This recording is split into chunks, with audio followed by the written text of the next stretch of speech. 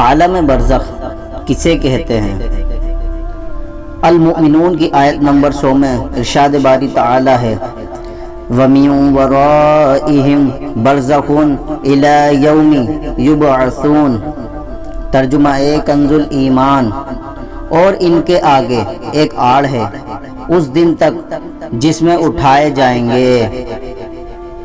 دنیا و آخرت کے درمیان ایک اور عالم ہے جسے عالم برزخ کہتے ہیں۔ مرنے کے بعد اور قیامت سے پہلے تمام انسان و جنات کو اپنے اپنے مرتبے کے مطابق اس میں رہنا ہے۔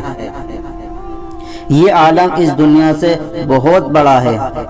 دنیا کے ساتھ برزخ کو وہی نسبت ہے جو ماں کے پیٹ کے ساتھ دنیا کو ہے۔